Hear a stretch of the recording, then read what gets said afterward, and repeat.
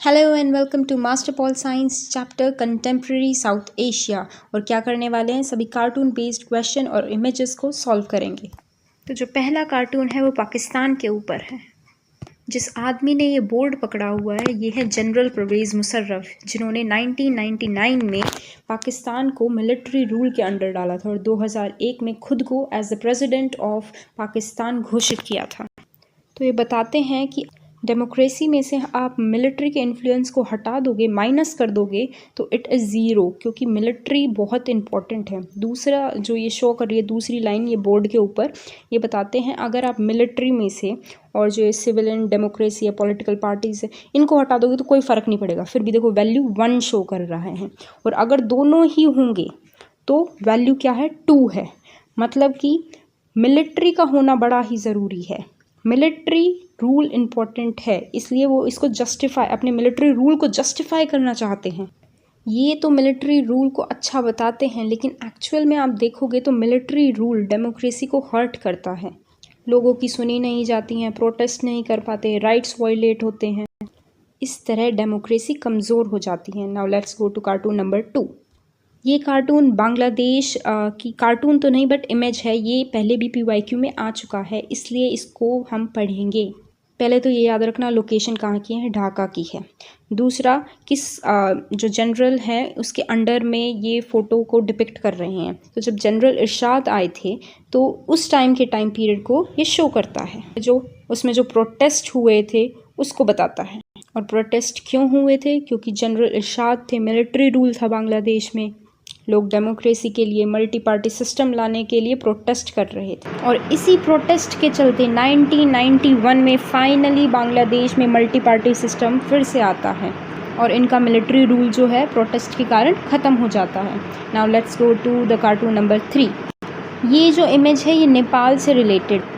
एक तो नेपाल से रिलेटेड आपको जो ट्रायंगुलर कॉन्फ्लिक्ट है वो बहुत अच्छे से, माओइस्ट किंग और जो पॉलिटिकल पार्टी थी SPA, उसके बीच में जो ट्रायंगुलर कॉन्फ्लिक्ट था वो अच्छे से याद रखना है। तो इस इमेज में एक लेडी शो हो रही है, उसका नाम है दुर्गा थापा। याद करके जाना, इस नाम को मत भूलना।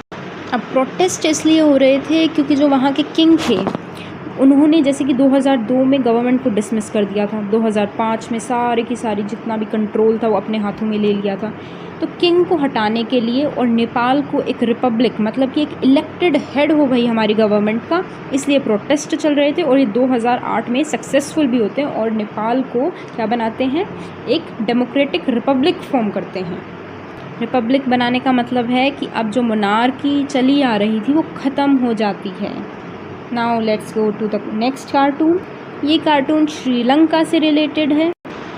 तो जो ये कार्टून है ये श्रीलंका में जो सिविल वॉर चल रही थी, कब से कब तक चली है, 1983 से चलकर 2009 तक चली है।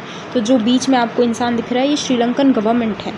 तो श्रीलंका की जो गवर्नमेंट है, एक साइड तो जो लायन है वो सिंबलाइज करता है मेजॉरिटी को, जो सिन्हाला से 75% कॉन्स्टिट्यूट करते थे, और दूसरी साइड जो LTTE ग्रुप है, ये कौन थे, ये श्रीलंकन तमिल्स थे। इन्होंने 1976 में अपने LTTE को बनाया था। इनकी डिमांड पहले तो सिर्फ ऑटोनॉमी को लेकर थी, लेकिन बाद में इन्होंने बोला नहीं भई, हमें तो अलग एक तमिल स्टेट ही बनानी है, अलग से एक नेशन बनाएंगे।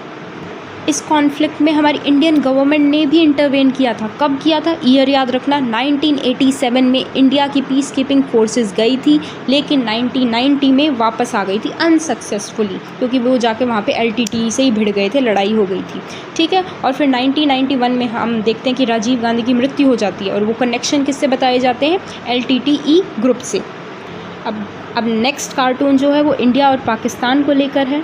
तो जो इंडिया और पाकिस्तान की हिस्ट्री रही है कि 1947 में भाई वॉर हो गई है कश्मीर को लेकर, POK बन गया है, ठीक है। 1965 में फिर से वॉर हो गई है। 1971 में बांग्लादेश के ऊपर वॉर हो गई है, इंडिया ने सपोर्ट किया बांग्लादेश को बनाना। लेकिन उसके बाद 1980s में, ठीक है, जब शार्क बनता है 1985 में, तो एक कॉपरेशन का दौर देखने को मिलता है, लेकिन वो भाई ख़त्म हो जाता है, ठीक है, जल्द। लेकिन फिर भी 1980s में एक इनिशिएटिव तो आता है कि भाई अब जो इंडिया और पाकिस्तान में कोऑपरेट कर रहे हैं, आपको दिखाई दे रहा है कि अब वो एक कोऑपरेशन, मतलब बातचीत करने को, एक साइड तो हमारे इंडिया के PM हैं, दूसरी साइड पाकिस्तान के रिप्रेजेंटेटिव हैं, है ना। लेकिन अब क्वेश्चन ये है कि जो शार्क है वो इंडिया और पाकिस्तान के रिलेशन को बेहतर करता है क्या, एक्चुअली बेहतर करता है? तो आंसर है नहीं।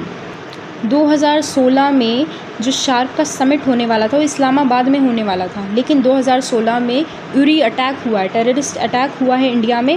फिर जो इंडिया है वो मना कर देता है कि मैं आने ही नहीं वाला हूँ इस शार्क मीटिंग में।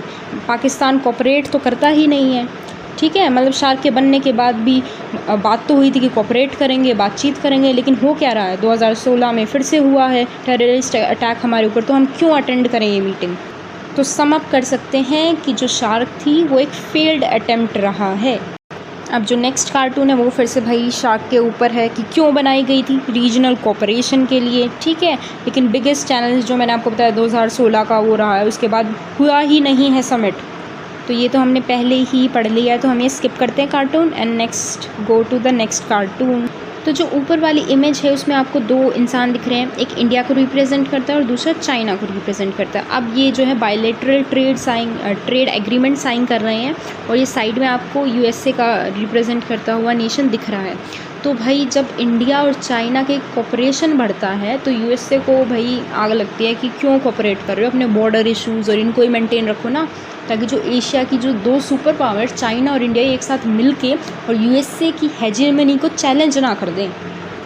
अब जो नीचे वाला कार्टून है, ठीक है, ये जो भी बैडमिंटन टेनिस जो भी खेल रहे हैं, तो एक साइड तो इंडिया है और एक साइड पाकिस्तान है और जो बीच में बड़ी सी चेयर पे बैठा है वो यूएसए है, ठीक है। तो जो इंडिया और पाकिस्तान में जो भी कॉन्फ्लिक्ट चलते हैं तो उसमें मतलब एज अ डिसाइडर या फिर जज कौन रहता है, यूएसए। तो ये डिपिक्ट करता है कि भाई जब आप दोनों इंडिया और पाकिस्तान में लड़ाई झगड़ा है तो आप दोनों एक दूसरे के साथ बाइलेटरली क्यों नहीं सॉल्व करते, क्यों हमेशा यूएसए को आना पड़ता है, मतलब क्यों वेस्टर्न इन्फ्लुएंस है इंडिया और पाकिस्तान के जब भी कोई इशू होते हैं, तो why we have to ask USA to come and solve our problem, ठीक है। तो यहीं आपके कार्टून्स ख़त्म होते हैं।